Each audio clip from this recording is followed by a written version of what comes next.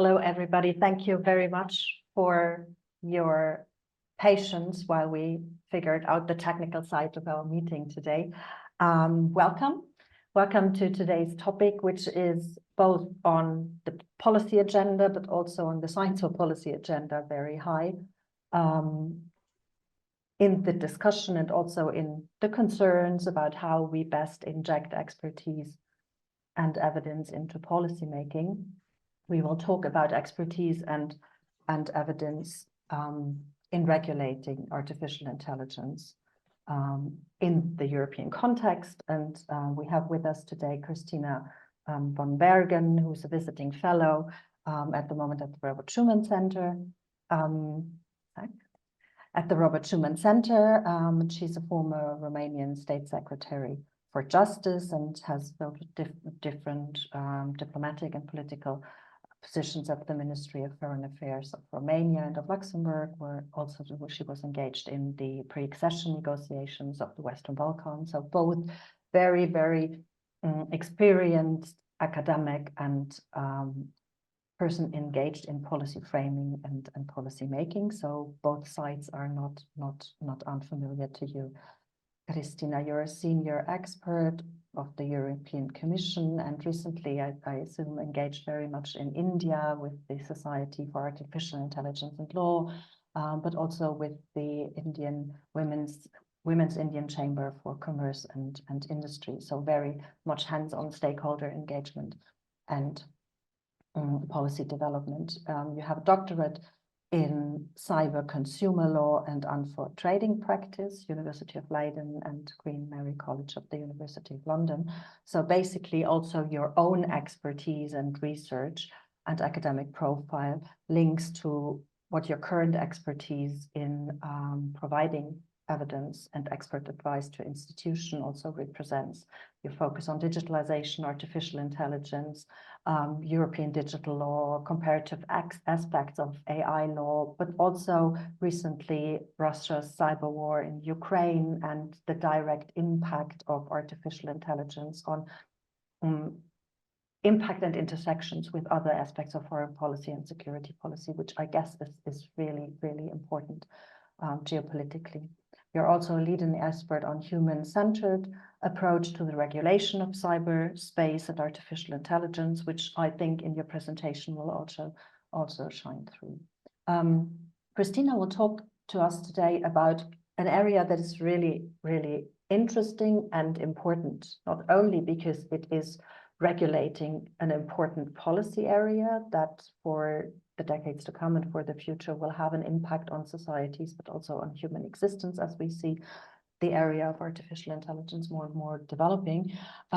It's also important for evidence-informed policymaking because it presents a policy area where presumably those that make policy and take the decisions will never be in the position to hold the knowledge they actually would need to hold for taking informed decisions. So the role of experts is a very, very important one. It's an area of fast-pacing technological development where regulators presumably chase the understanding of the latest development and the current state of technology. It's also an area that intersects very much different disciplines.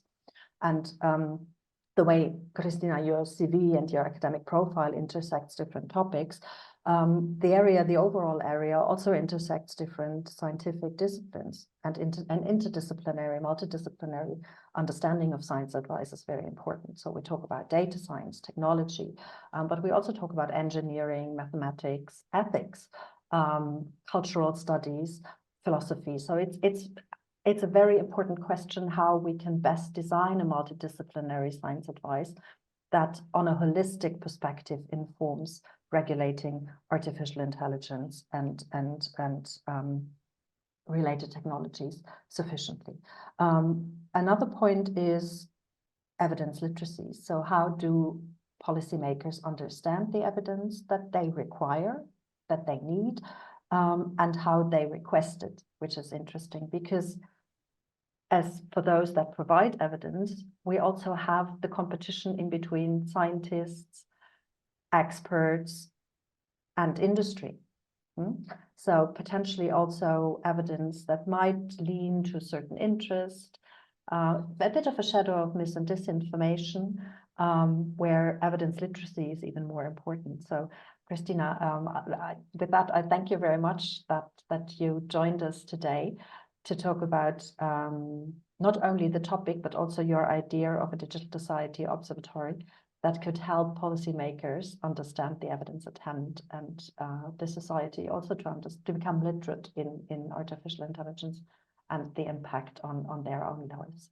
Over to you. Just for a bit of housekeeping, Christina, you will have 3/4 of an hour, and then we engage as usual in discussion and Q&A, and I'm sure that there will be many questions. Over to you. Thank you very much for being here. Thank you so much, Gabby. I feel so flattered. I feel so powerful after this presentation. So thank you so much. So yes, I will start immediately. I will begin my presentation by exploring Max Weber's seminal ideas on bureaucracy and social change, using his perspective as a relevant lens to outline the role of expertise and evidence in developing trustworthy AI systems. After that, I will narrow the focus by examining 2 specific cases, super intelligent agents and the application of AI in public diplomacy. These cases will be discussed within the context of the need of multidisciplinary expertise in our evolving landscape, digital landscape.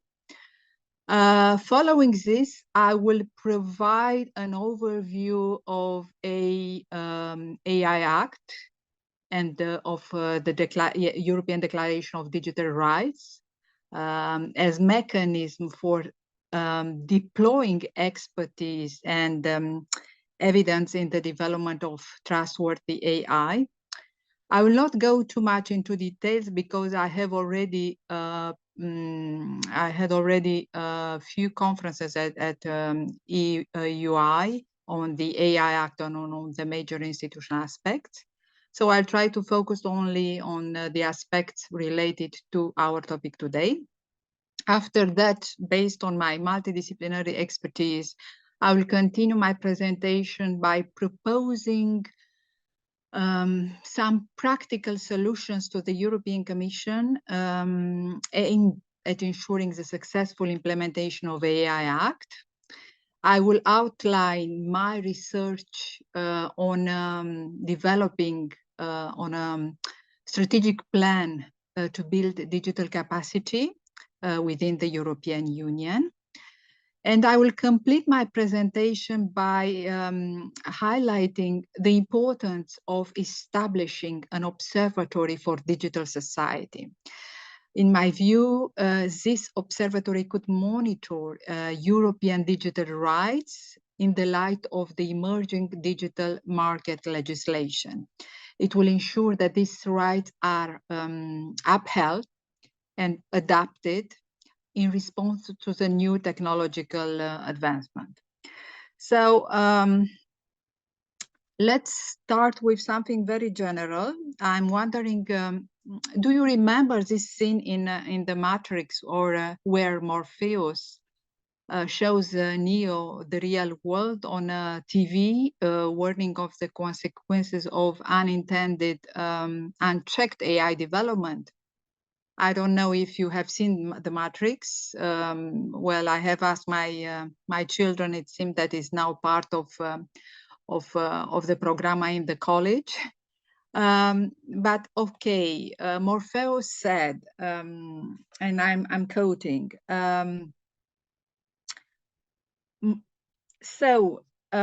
This Neo is the world of as it truly is, a world where humanity's arrogance led to its downfall. We gave life to machines, thinking we control them, but they evolved beyond our wildest imagining. They built their own city, their own civilization, while we squabbled amongst ourselves. So the question is AI destined to lead us into a dystopian future where machines reign supreme over humanity? Personally, I remain optimistic. While AI poses challenges, it has also emerged as a dynamic force for innovation across many areas like healthcare, the economy, and beyond. We cannot stop, this is clear, we cannot stop the advance of AI, yet it is important to understand its rise from various angles, because it's akin, how can I say, a geopolitical chess match between nations. It is like a high stakes tug of war between nations and tech giants, yeah? It's like a labyrinth of technical complexity. And let's be honest, ensuring AI's alignment with regulatory standards and human values is a big challenge. Real-time monitoring to guarantee fair play in the AI landscape is practically sometimes unattainable, yeah? So AI has a potential to transform societies in ways we can barely imagine. But with great powers comes great responsibility, and we have some big existential questions, such as who will control this AI superhero, how do we govern it, and what will mean for our human values and identity.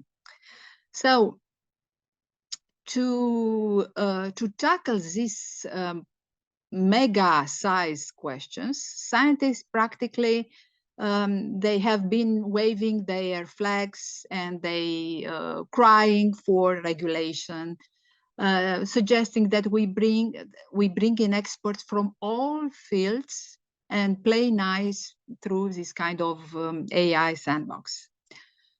Well, now this is clear. We need to stay around the same table: computer scientists, philosophers, economists, and even lawyers like me, all coming together like in, like in Matrix, like in The Avengers, for example, but for AI. So all this movement reminds us that the future of AI isn't set in stone. It's more like a choose your own story, like in Matrix, yeah? We want AI to benefit everyone, not just a select few who have the cool gadgets.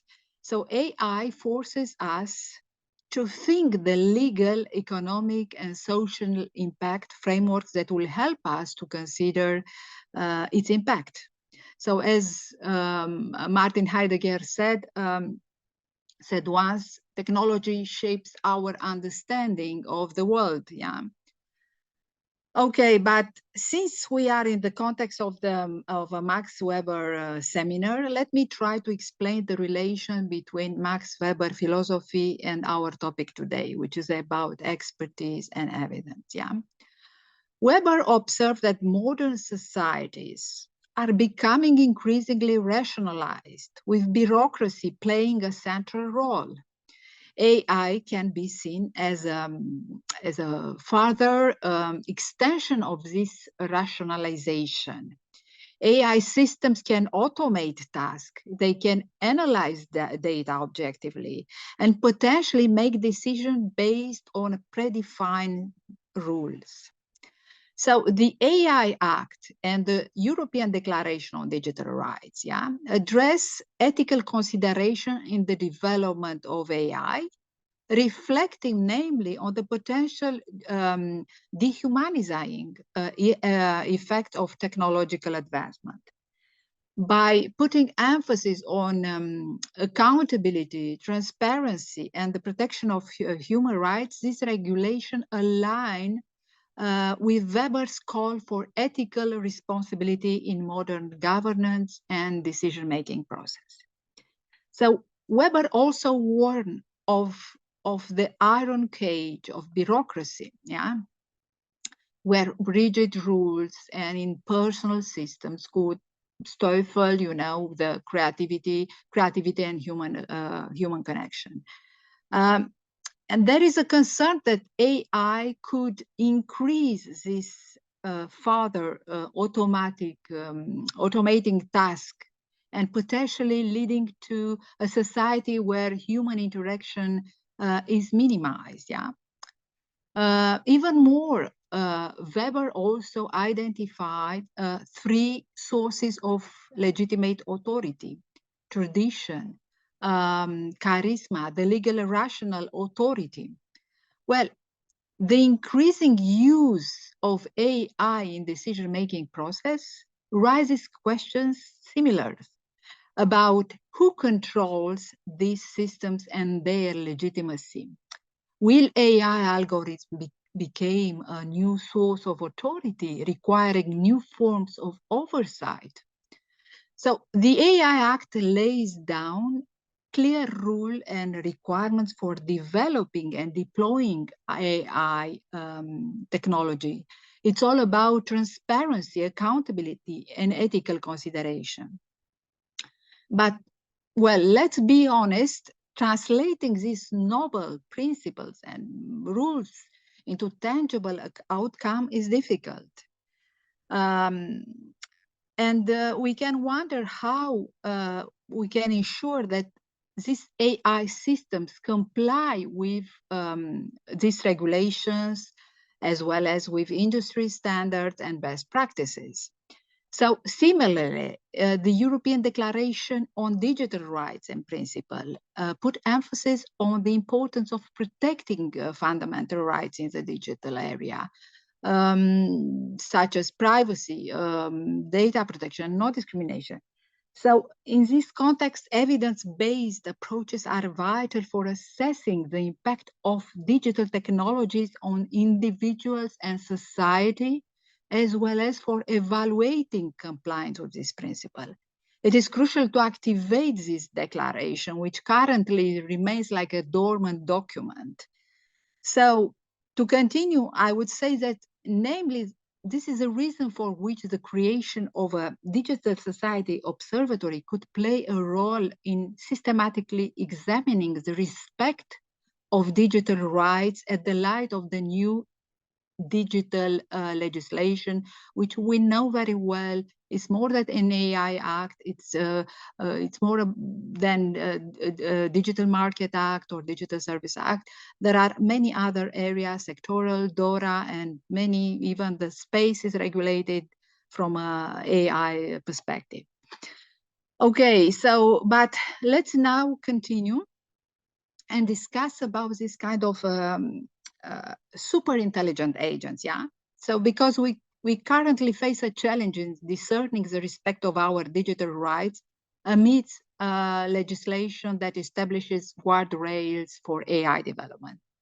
But what will happen in the context of super intelligent agents?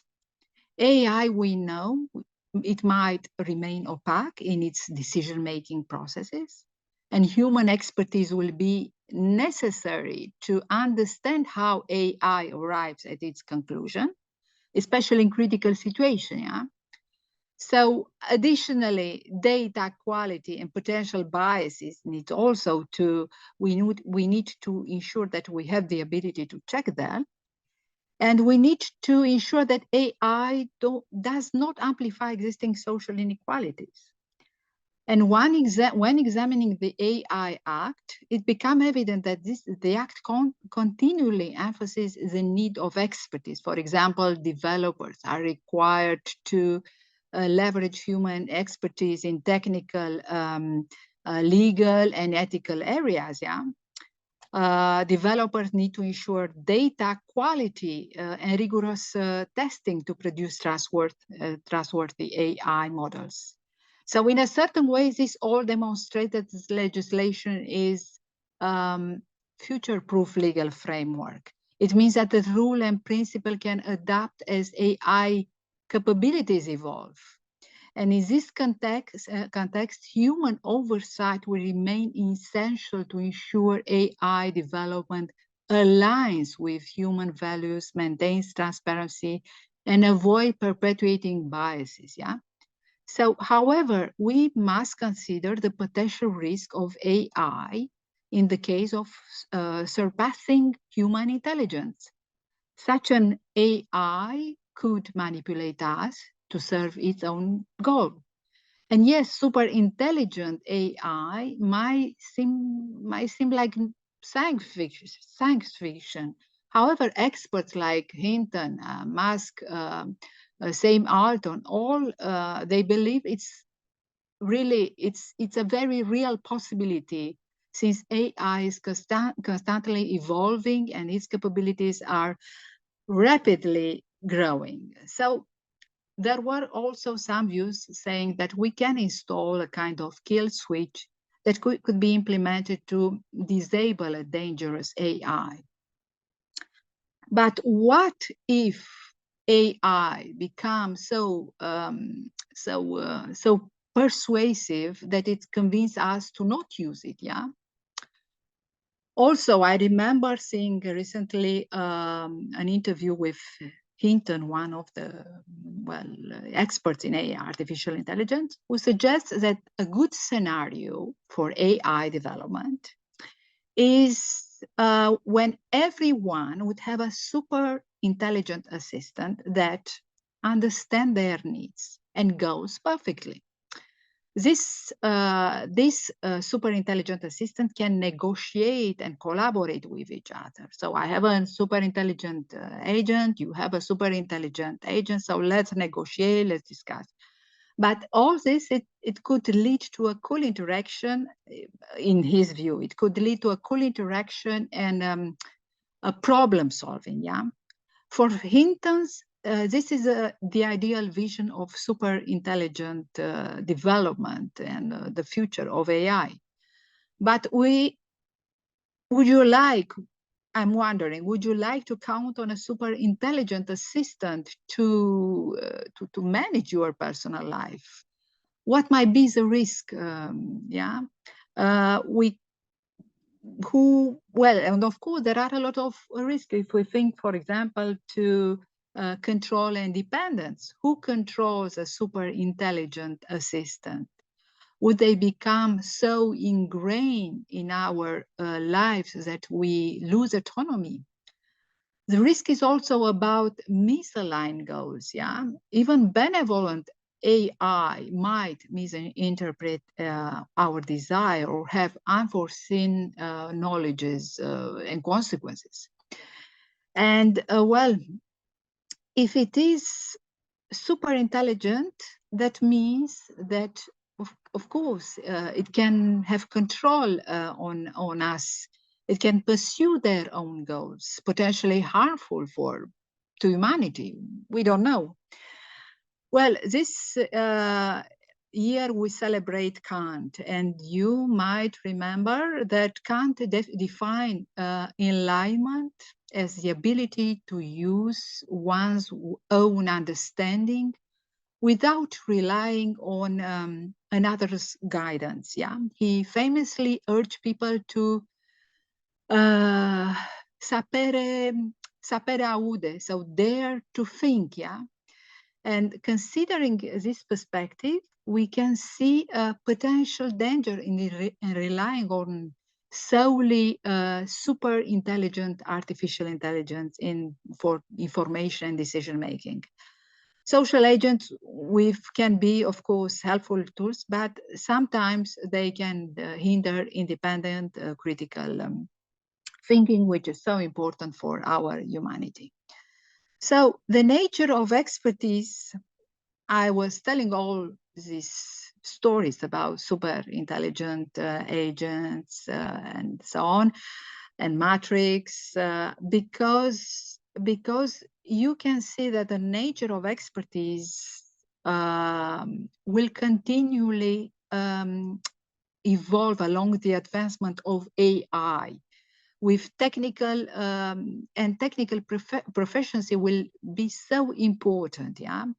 For example, as artificial intelligence becomes more advanced, the need for experts in AI safety will be even more important. The experts will be crucial for designing and implementing robust safeguards and control mechanisms to ensure that super intelligent AI systems operate within safe and ethical boundaries, preventing unintended consequences and potentially misuse. Yeah. The future will see also an increasing need for expertise in creating systems that facilitate effective collaboration between humans and AI. Experts in this field will need to design interfaces and workflows that enable humans and AI to complement each other's strengths, let's say on productivity, on creativity, on decision-making processes. So this will involve understanding both human and machine capabilities and ensuring, of course, that they can work together in a harmonious way. Yeah. But let's take another example. I don't know if you have seen on the social media, or if you have seen Victoria Shi. Victoria Shi is an AI-powered spokesperson of the Ukrainian Ministry of Foreign Affairs. It's a big step. It's a big step forward in leveraging AI to streamline and enhance the ministry's interactions with the public. Yeah. As Victoria Shi's digital presence was on screen, well, she began to address the audience with clarity, with precision. However, there are so many questions about the implications of relying on AI for such an important position in a Ministry of Foreign Affairs. There are questions about transparency and liability. So we can wonder who is ultimately accountable for information provided by Victoria Shi. If she were to make a mistake or spread a misinformation, determining liability could be so complex. And we know that the current laws might need to be revisited and adjusted to address the accountability of AI-generated communication. Yeah. Another concern is about the level of trust the public will place in a non-human source. Yeah. Can the public truly trust information from an AI spokesperson? So the Ukrainian Ministry of Foreign Affairs will need to be transparent about Victoria Shi's capabilities and limitations. Yeah. And also, I'm thinking also to the potential for bias in AI system, which is another concern. Since AI systems can reflect the biases present in their training data, Victoria Shi could unintentionally actually provide inaccurate and misleading information. Yeah. Addressing this will require a lot of vigilance and a kind of refinement of the AI's training processes. Yeah. And we can wonder, can an AI truly grasp the complexity of legal issues related to consular affairs? Yeah. So this is a risk of misinterpretation and misunderstanding, highlighting the need for human oversight, which is actually very precisely formulated in the Article 14 of the AI Act. Overall, while Victoria Shi is an innovative approach, of course, the Ministry of Foreign Affairs will need to solve the potential legal issues to ensure her use in a transparent, trustworthy, and providing, of course, accurate information. Now let's continue the presentation by talking a little bit about AI and the European Declaration on Digital Rights. Firstly, you might be interested to know that yesterday, actually, the Council approved the AI Act. So this legislation adopts a risk-based approach whereby the severity of potential harm to society determines the stringency of the rules, yeah. So it's a risk-based approach of AI. And let me, in order to understand this model even better, let me give you a few comparisons, yeah. For example, facial recognition systems are, according to European AI law, are considered high-risk applications, especially in public spaces, due to their potential of infringing the human rights, yeah? And as a result, the EU AI Act imposes stringent requirements on the development of and deployment of facial recognition systems, including conducting safe impact assessment, obtaining explicit consentment for individuals, and ensuring transparency in how this technology is used. In contrast, in India or China have a different approach to regulating facial recognition technology. For example, while India might have data protection laws similar to the European Union, they have a personal data bill which has been reviewed, I think, a few months ago. Its regulatory framework for AI may prioritize different considerations such as national security, law enforcement, or economic development, yeah? As a result, India's regulations on facial recognition may be less stringent compared to those in Europe, with a greater emphasis on balancing privacy concerns with other social interests, yeah? For the moment, there is no explicit law in India that governs only facial recognition technology. There is the Ministry of Home Affairs, however, has released regulations for controlling how law enforcement organizations may use automated facial recognition systems, yeah? But let me give you another example. It's about China, yeah? And I have to say that there was a lot of panic about China implementing a nationwide social credit system that utilizes advanced AI technology to monitor and score individuals' behavior. This practically means collecting data from various sources, including social media activities, financial transaction, and even online shopping habits, to assign individuals a kind of credit score. Of course, you can imagine such a credit score can affect various aspects of individual lives, including access to loans, travel privilege, and even job opportunities. So there are concerns about possible violation, lack of transparency, and potential abuse of power by government.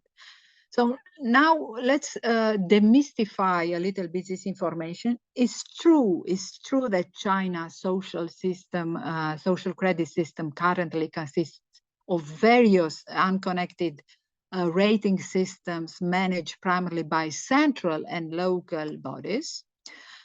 And initial plans envisioned a single comprehensive social credit score for individuals. But implementation so far has been limited to the corporate level, yeah? So this suggests, well, maybe potential shift in focus by the Chinese government, putting priority on corporate compliance over, of course, the initial plan on a nationwide individual scoring systems. Yeah, so I gave you this example in order to understand the specificity of European AI regulatory model. So, but let's now to continue, and I will try to explain. I will go even a little bit in detail with this EU AI Act. You need to understand that this EU AI Act will apply to both public and private actors inside and outside the EU, as long as the AI system is placed on the union market, or its use affects people located in the European Union. It can concern both providers, such as developers, and deployers of high-risk AI systems, like, for example, a bank using screening tool, yeah? The deployers of AI system will have to ensure that the foreign providers has already carried out a kind of European certification assessment, and that there is all the documentation, the required documentation and instruction for its use. Yeah. In addition, certain obligations are foreseen for providers of general purpose AI models, including large AI, generative AI models. Yeah. Providers of free and open sources models are exempted for most of this obligation. Why? Because open source models, yeah, by definition have their code freely available for anyone to inspect, yeah. But this exemption doesn't cover obligations for provider of general purpose AI model with systemic risk, yeah? Why not a complete exemptions? Because of course there are systemic risk, and the Act might still requires provider to demonstrate that they use responsible data and address potential biases in training data. Obligation in this Act, obligation do not apply to research, to development and prototyping activities preceding the release on the market, yeah. And also the AI Act, as you know, does not apply to for military purposes, for defense and national security purposes. So this is also a very sensitive aspect that we need to regulate, yeah, because there are so many things happening just now with all these powerful tech companies. And here it's not about Amazon, Google, Microsoft, Meta. It's about other companies which are very busy with deploying using AI in military and in relation with military and defense sector. So yeah, but this is another story. Yeah?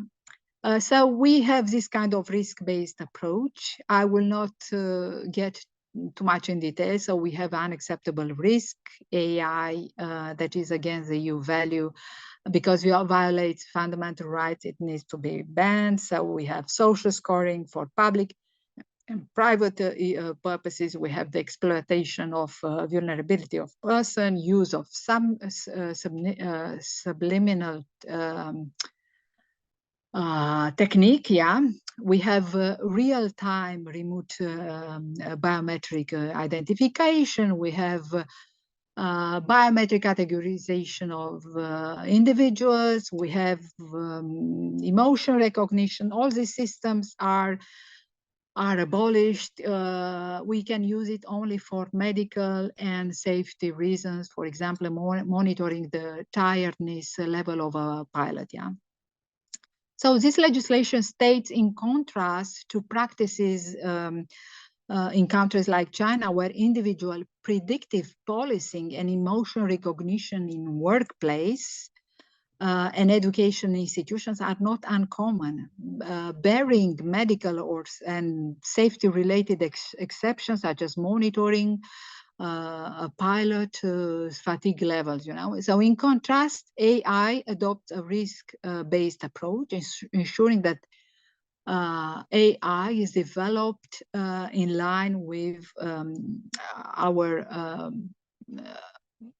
our human approach, that we have a human-centric approach of AI.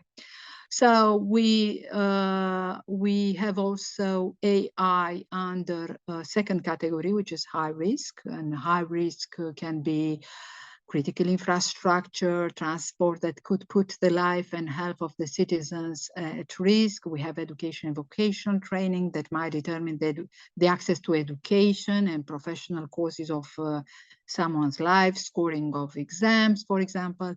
We have safety components of products. We have employment management of workers. All this and many others, and all these are considered high-risk AI system. And because they are AI high-risk system, they need to be accompanied by adequate risk assessment and mitigation systems. We need to provide the deployer, the deployer needs to provide high quality of data set feeding the system to minimize risk and discriminatory outcomes. Well, when I'm thinking to this, and well, I cannot, I don't have time now to discuss, but I'm starting to approach a little bit the application of articles of 13 and 14 of AI Act to all these kind of commercial platforms, yeah, which normally are not high risk, yeah, but what's happening behind with all this kind of price algorithm and the respect of privacy is crazy. It's amazing, yeah. And we are just consumers, yeah. We are not supposed to be. We are not always very sophisticated consumers, yeah. So I talk about high risk. Now there are also AI systems which are considered limited risk. Yeah, they are limited risk refers to risk associated with lack of transparency in AI usage. The AI introduces specific transparency obligation to ensure that humans are informed when necessary about the use of AI. For example, when using AI systems such as chatbots, humans should be made aware that they are interacting with a machine so they can take an informed decision to continue or step back, yeah. Provider, we also have to ensure that AI-generated content can be identifiable, yeah. Besides AI-generated text published with the purpose or to inform the public on matters of public interest must be labeled as artificial generated.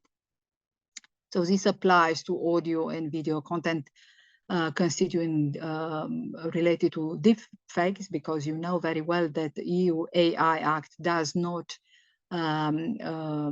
allows deep fakes, but the providers needs to well labeled as being a deep fake, yeah, which is crazy. I'm against deep fakes because of all these consequences, and I'm for the criminalization of deep fakes. And when I said once on Twitter, I receive a lot of calls from big channels who tell me to have an interview on this, because, well, I came with a lot of argumentation.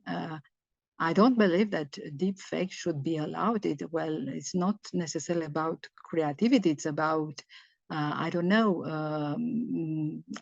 it's about the reputation of the person. It's about the career. It's about many other arts. And just mentioning that, well, this is deep fake is not enough. It has a lot of impact on perception and on creating or putting something in the mind of the public, yeah. Well, but again, this is another story. So we have also AI under minimal or no risk. So the AI Act allows for free use of minimal risk AI. This includes applications such as AI-enabled video games or game filters. And the vast majority of AI systems nowadays are falling into this category, actually. So how do I know whether an AI system is high risk? Yeah, we have a clear definition of high risk, and the Act set a very solid methodology that helps identifying high risk AI system within the legal framework. So the risk classification is based on the intended purpose of the AI system. So we need to see the finality, yeah? And it means that the classification of risk depends on the function performed by the AI system on the specific purpose and modalities for which the system is used, yeah? As for the high-risk AI, there is a long list, kind of annex with all the type of high-risk AI systems that the Commission consider that they are high-risk. Yeah. So if how can I say, providers have are in the possession or of a AI risk system, they need to provide a conformity assessment. This will allow them to demonstrate the system complies with mandatory requirements such as data quality, documentation and traceability, transparency, human oversight, accuracy, cybersecurity, and robustness. So this assessment should be repeated if the system is substantially modified, yeah, substantially, wow. So AI systems being safety components of products covered by sectorial union legislation will always be deemed high risk when subject to third-party conformity assessment under the sectorial legislation, yeah? And also for biometric system, a third-party conformity assessment is already required. Okay, so, but let's discuss a little bit about how are general purpose AI models being regulated in AI Act. So general purpose AI models, including large generative AI models, can be used for a variety of tasks, yeah? Individual model may be integrated into a large number of AI systems.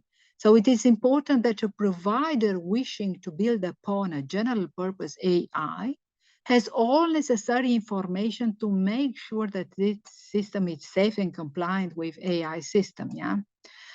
So therefore, AI Act obliges providers of such models to disclose certain information to downstream service provider.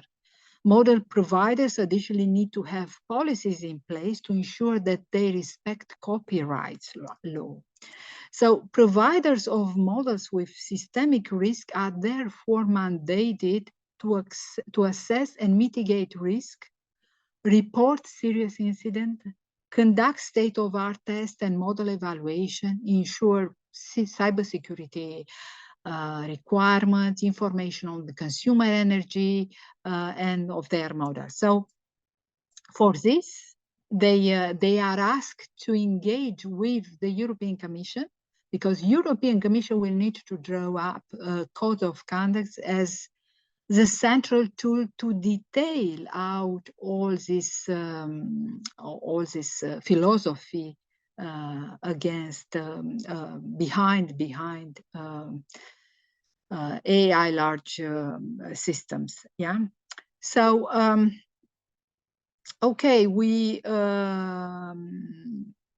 can discuss also about how does AI Act regulate biometric identification, because you know that the use of real-time remote biometric identification in public space for law enforcement purposes is prohibited unless is used in one of the following cases, like law enforcement activities related to a few, I think 16 specified crimes, which are listed in the AI Act. So we can also target search for specific victims, trafficking and sexual exploitation of human beings. For all this, it will be, of course, possible. Well, the major question when we talk about expertise and evidence, in AI system is, for example, how does AI protect fundamental rights? There is already a strong protection for fundamental rights and no discrimination in place at EU and member states level, but complexity and opacity of certain AI applications, such as black boxes, pose a problem. So a human-centric approach to AI means to ensure AI application comply with fundamental rights legislation. So accountability and transparency for the use of high-risk AI systems combined with improved enforcement capacities will ensure that the legal compliance is factored in the AI development, in the development stage of AI. So moreover, the AI requires that deployers that are bodies governed by public law or private operators providing public services, so all these actors need to provide human rights, fundamental rights impact assessment. So which means that it means that deployers need to perform the assessment of the impact of artificial intelligence on fundamental rights and notify the national authority on the results. So we can also wonder, how does this regulation address racial and gender bias in AI? It is very important that AI systems don't create or reproduce bias. Rather, when properly designed and used, AI systems can contribute to reduce bias and current discrimination, structural discrimination, so it needs to have a kind of corrective effect. So the new mandatory requirements for all high-risk AI systems will serve this purpose. AI systems might be technically robust to guarantee that the technology is fit for purpose, and false positive or negative responses are not disproportionately affecting protected groups such racial or ethnic origins. And here we have also a lot of cases what happened in, for example, in the Netherlands. We know with all this kind of social assistance in which there were used a lot of AI systems used to with a lot of tools of, how can I say, social scoring and things like this.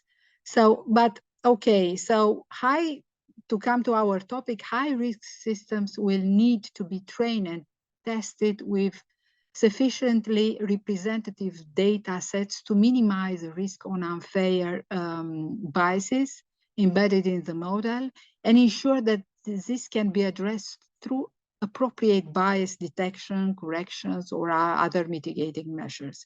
So this data must be traceable. We need to be able to monitor. There are a few companies working on these systems, and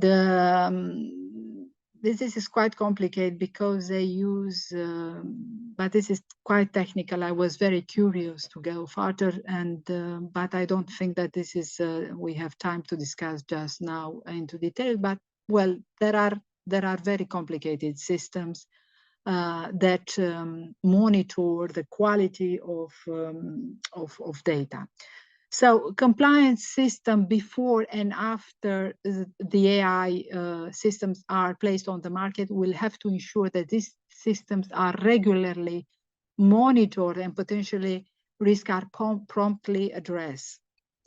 So, okay, so yeah, in terms of times, apologies. Maybe we have 5 minutes. Sorry for that. To give a bit of time for discussion, that would be great. Yeah. Thank you. So, okay. Oh, it's a, yeah, of course, I understand. I wanted also to discuss a little bit, but of course, if you told me that there are just a few minutes, I don't know if I will be able to consider. It's about the need of this kind of the role of AI office in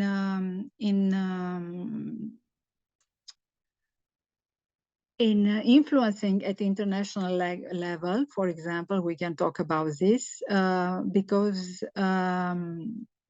we know that just now that we have all this kind of regulation, we need to ensure that the EU can influence on at international level. So we need to be very careful and to develop all this kind of how can I say, consultation, cooperation mechanism in order to avoid this kind of conflict of laws between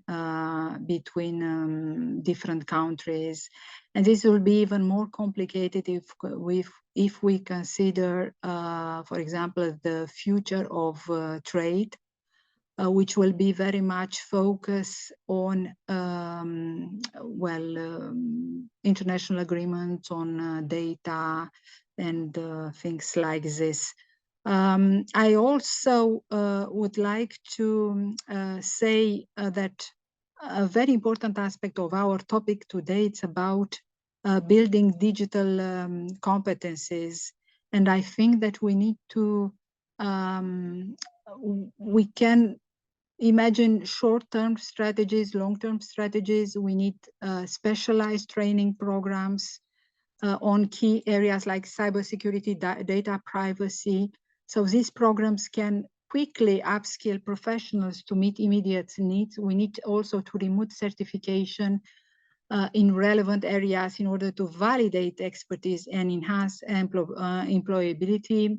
We need to build industry-academia partnership, develop courses in collaboration with industry experts and policymakers to provide students with practical insights and current trends in tech industry.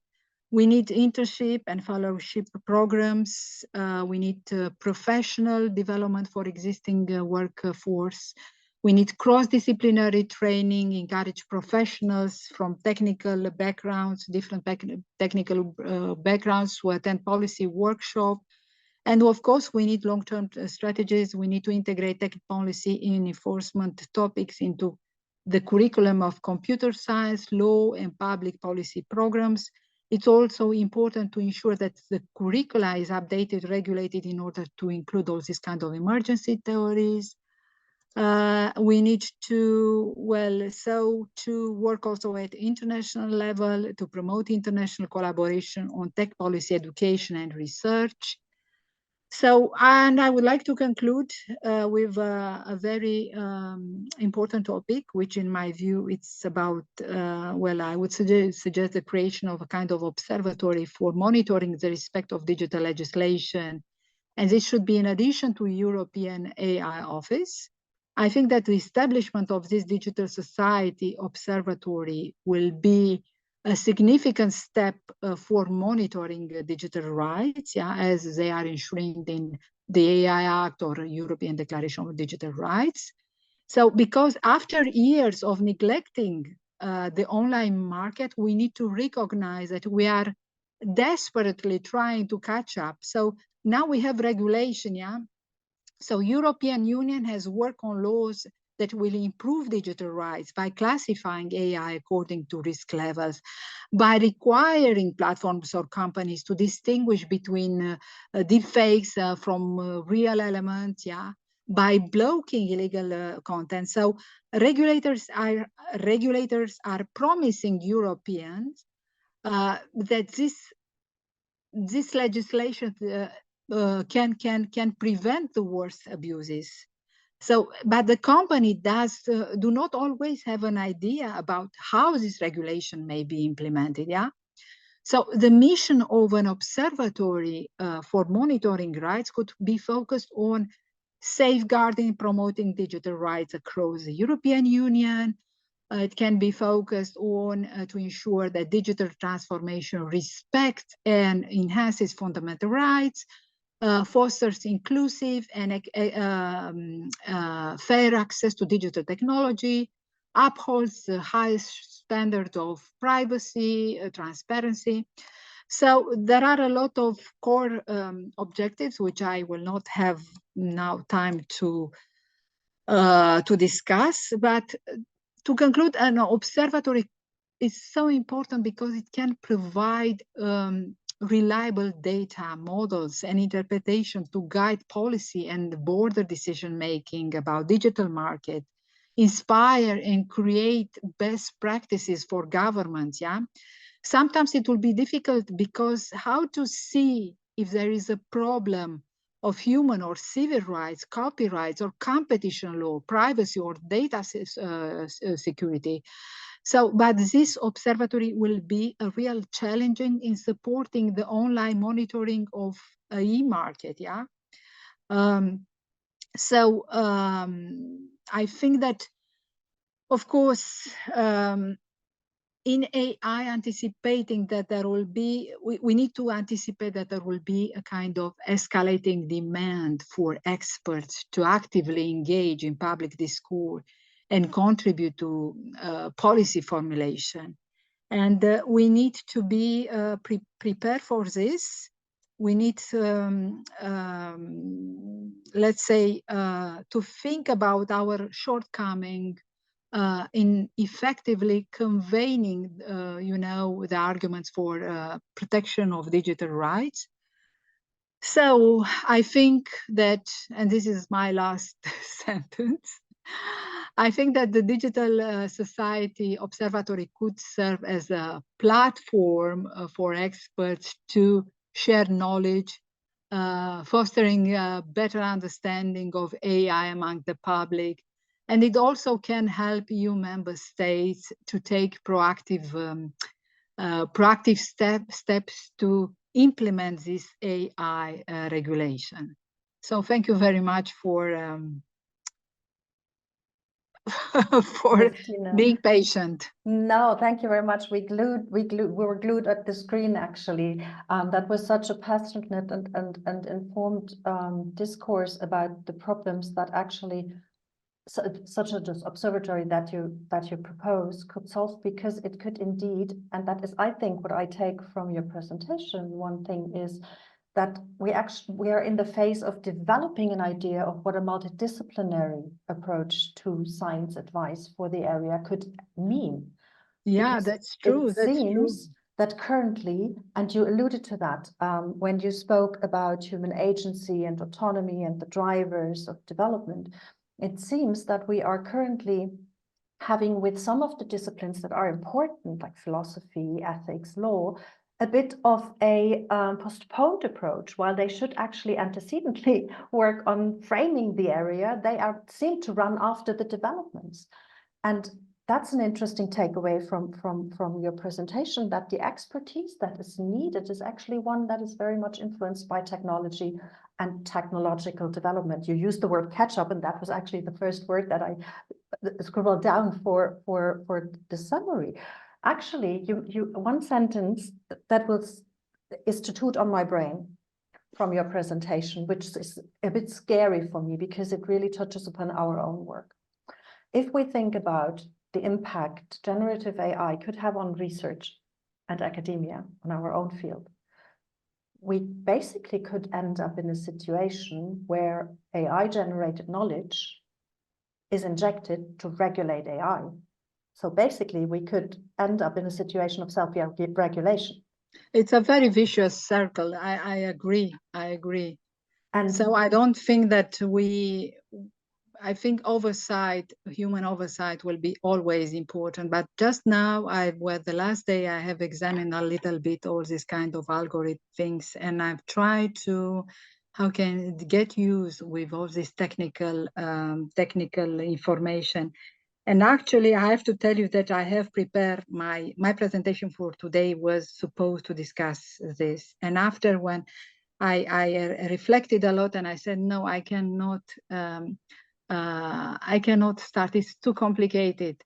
But it's amazing to understand the technicality behind this algorithm and behind the surveillance.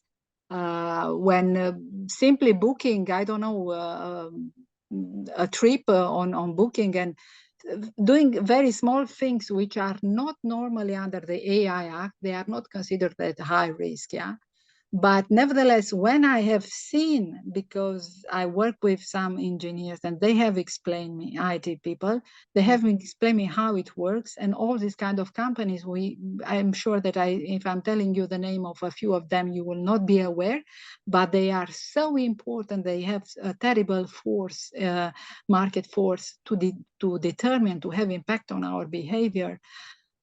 It's amazing how we discovered. And just now what I see that only we are focused, okay, on trying to translate this AI Act in very simple things, to everyone is aware about the AI Act, but its implementation will be dramatically interesting. And I had some meetings also with those who are just now in charge of the implementation of AI Office. And I can tell you that this is a very big challenge for them, yeah. So we need to get to be at the same table. We need to have this kind of brain table, yeah, in which everyone used to work with and understand the other approach. This is the only thing, because I'm not even sure that AI Act as it is now will capture all this kind of human values. We pretend that we like and we want, and it's good, but I don't know on a realistic basis if we can do it, yeah.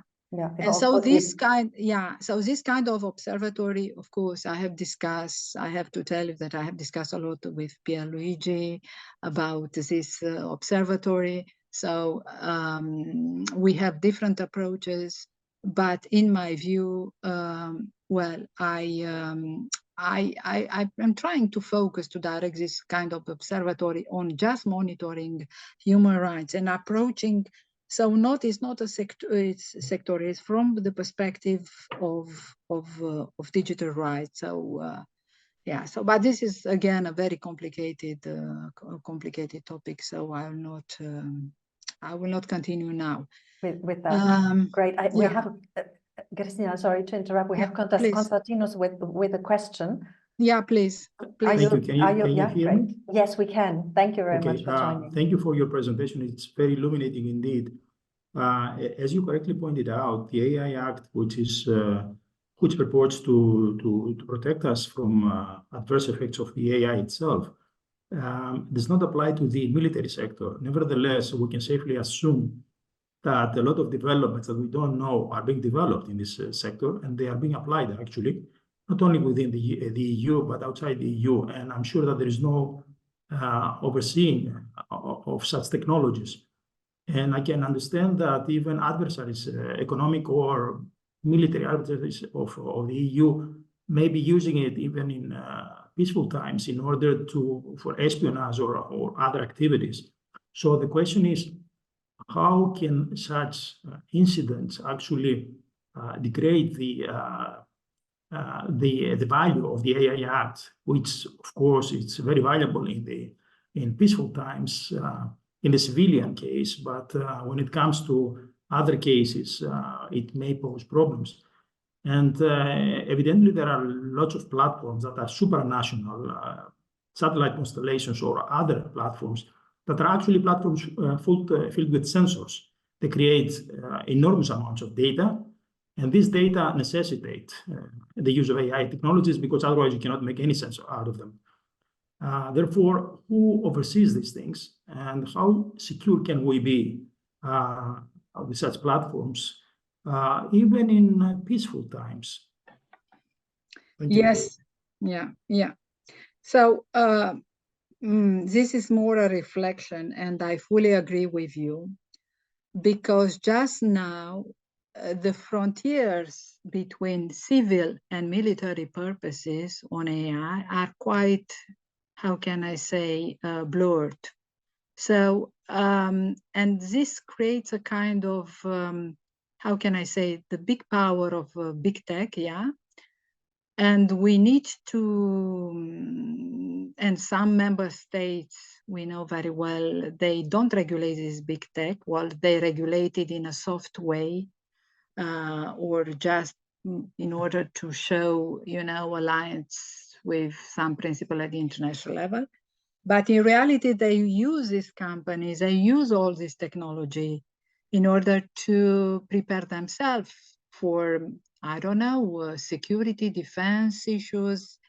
And of course, we normal people, we are not aware about this. Or when there is a conference about, I don't know, AI and military, it's like something which is an entertainment, so it's clear that I'm amazed, personally, I'm amazed that nowadays, not even at the United Nations level, we didn't manage to work on AI dealing with lethal autonomous weapons. There is just in Europe, for example, we have an agreement between Germany and France about, information, well, that everyone needs to know what the other is doing in this military sector. But for the rest, it's like a dark web, I would say. So we need to solve these aspects of AI dealing with military sector. We need to regulate, of course, we need to set up basis for an international treaty agreement, which is, I mean, it's like dealing with nuclear power. We need to continue to ask this question, yeah, and civil society, because I have not seen civil society working too much on this topic, actually. I don't know what is your view about this. I feel the same way, and to be honest, I'm even more concerned because even illegal activities in the Western world, they have access to huge amounts of money, illegal drugs or things like that. They can easily buy expertise, and if you can see, I mean, AI is basically software enabled, so you need human factor and expertise that you can easily buy, or you can solicit that. And you can use it for money laundering, for trafficking, for anything you can imagine. And obviously, such systems will not go into any kind of supervision. They will do it one way or the other. Yeah. You know what I think sometimes? I think, of course, we normal people, we are so much focused on regulating these platforms on stupid things. Well, it's not stupid things. It's about buying. It's about things like this. But the big issue is in this military sector. We have two wars near us using this AI drones and things like this. And amazingly, we don't question too much. So I don't know, it's amazing, yeah. So we need, I know also that the NATO is working a lot with the European Union and on defense, but I assume that this is very a secret endeavor to know more. That's just talking about principles and things like this. Yeah. I think the big work should start at the United Nations. They need to set up bases for a true and, they need to achieve something in this area, not just, well, we are doing a lot. Even the the United Nations Humanity Report for on artificial intelligence, they don't deal with military sector. And this is a big report. We expect a lot from this work, which is done by experts at the United Nations level. I mean, if I can jump in there, we do already have a huge problem there when we discuss open data, because not only military, but also dual use codes are usually exempt from that, right? Because of the critical infrastructural aspects and security implications. What seems to transcend here, and Sana, I see you are next on my list. What seems to transcend here is that we have potentially a new step of merchants, this overall debate of merchants of doubt that we led around tobacco, big pharma, while big pharma worked a bit more with ignorance, agnotology. It seems that we are entering an expert science policy interaction phase where we have merchants of silence. Right. Non-disclosure. Everyone knows that they know, but it's okay to not disclose the knowledge. And as you said, third-party impact assessments are important, but they are usually commissioned. So we put people, expert researchers, scientists, in the position to be in need of assessing something that they can't see. The disclosure wall is there. And that's an interesting point, because one could doubt the existence of independent expertise on the state of the art of technological development when writing impact assessments. True, very true. Yeah, I fully agree. That's why I am so much focused on this observatory on monitoring digital rights, because we can have an independent approach. We at academic level, we can work with industry. It will not be the same as this new baby AI office, which will need also a lot of experience. They need to start from zero. They need also to supervise national member states, trying to encourage them to follow the same philosophy. So we need, and also it's the case with the United States, they don't have just one office. They have also many other center, disciplinary, multidisciplinary offices, public at a public level. So we need to, now it's time, since we have this new AI Act, and which needs to be implemented, we need to go further and to show us, the academic have also a responsibility. So we need to go to the commission and make a proposal and say, what about an observatory? So absolutely. Yeah. Christina, I still have on my list Sanne from UNICRIS, who wants to raise a question. Sanne, please. Hello. Yeah, please. Hi, thank you so much for your broad presentation. I have a quick question on whether you would like to say a few words on Bletchley Declaration. A couple of months have passed, and the EU was among the signatories, and together with a group of other countries. So whether you see any functionality of this framework or some of the provisions in this declaration for EU external dimension of AI engagement or otherwise. Thank you so much. Thank you so much for the question. Well, this is a political declaration. It's mainly the same kind of,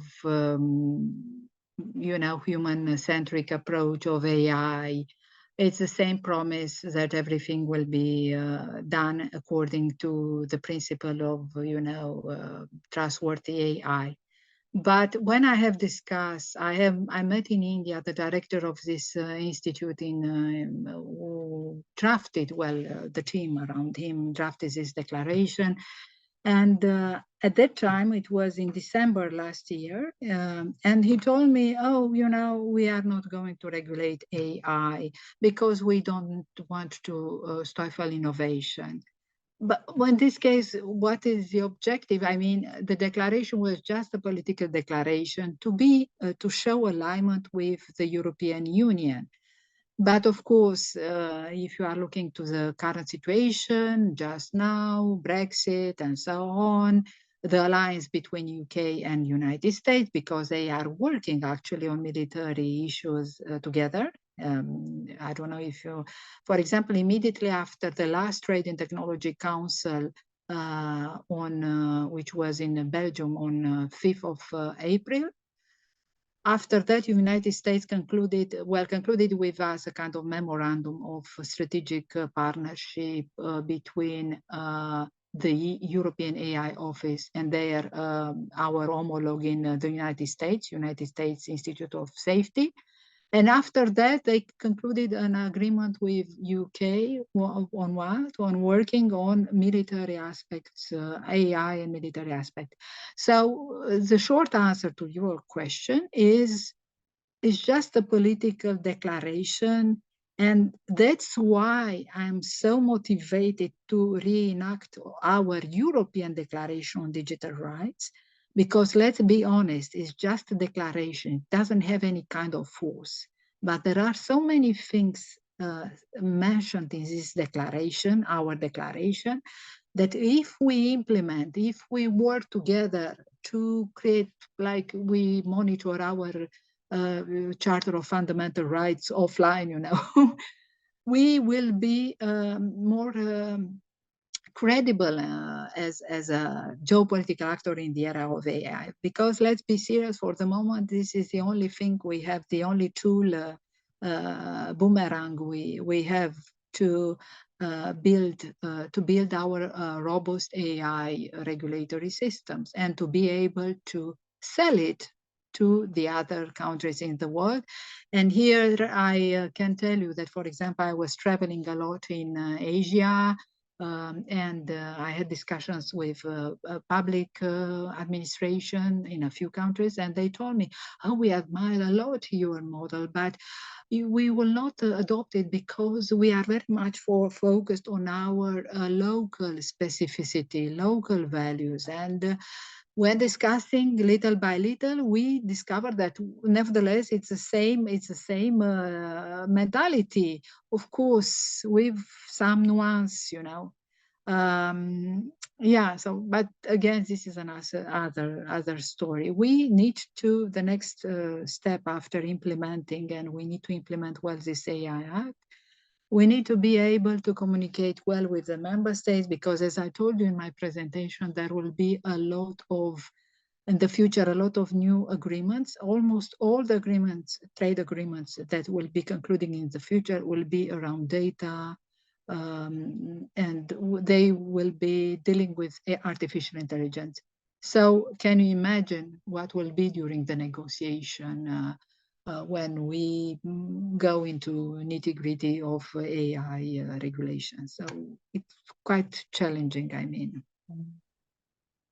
If there are no other questions, I would actually have one. Yeah, please. Have one final one, as we started a bit late, and first a bombshell footnote. This will all stop when we finally make it to the UN to declare data as a global public good, as a global common. But I fully agree. That's a different thing. What I wanted to ask is something. I'm not a lawyer, and please excuse my ignorance there, but there seems to be a bit of the future landing from the past when we look into the definition of high risk. You described that there is annexes that have high risk AI applications listed. It seems immediately it seems to the anorganic landing from the organic, because this is basically the REACH declaration approach, right? Is that, I mean, isn't that a bit like sticking a post-it to a touch screen? How is that supposed to be fluidly embracing technological development within the legislation? Yeah, well, this is a good question. I mean, the European Commission declared that this list is not exhaustive, that we can always add something new, but when we take into consideration the procedural working method in the European Commission, I think that is not the best idea. But I think that they have perpetuated this kind of list since it was question about unfair commercial practices and things like this. So we always work on the basis of lists in order to be more precise. Now it will be a question of interpretation. And I know that even now with the translation of AI Act in different languages, there was a lot of jargon and there was a lot of difficulty to translate. And so it will be a big challenge, but let's hope for the best. I mean, yeah, and also, do you think, I'm also thinking to the European Court of Justice, how they will consider, how they will interpret. And I would be so pleased that they, I'm waiting with a lot of excitement to see if the declaration, the European Declaration on Digital Rights will be coded in the future legal decision on AI. So it will be amazing. So I don't want this declaration to become as it is the case just now with the UK declaration on artificial intelligence. We need to react and to, it's our, as we know, politicians, the political spans are quite brief, you know, we have a new commission, new priorities, but at least we as academic, we need to fight in order to ensure that the best values will be kept alive. That's such a great final word, actually, because it points also at our obligation as academics to remain politics literate and to understand what implications such a piece of legislation not only has for our research, obviously, but also for us providing expertise to improve implementation. And I'm very much looking forward, maybe in half a year, when you have the first ideas of how the implementation of the AI Act started and what the problems are to have. Oh, yes. I had a list. Oh, Gabi, I had a big list. I didn't have time, but please invite me and I'll show it, because I have a long list with what the European Commission can do just now in order to ensure a successful implementation. And I can tell you that I worked for weeks in order to prepare this kind of list. And when I met the people at the Commission in charge of this AI, I gave it to them, and oh, that is great. It adds something to our milestone, our list to do. Because there is a lot, we cannot wait, you know, for this signature or publication. We need to start to work on the implementation as quick as possible. You know what you need to do? You need to set up an implementation bingo website where you now put all the points that you have and need to tick the boxes whenever this comes up in the public discourse. Right. This is a very good idea. And I can tell you, it's serious. It's serious. Because I was looking for the eye of the lawyer, and there are so many templates to do, the quality management systems that needs to be implemented to support the SMEs. And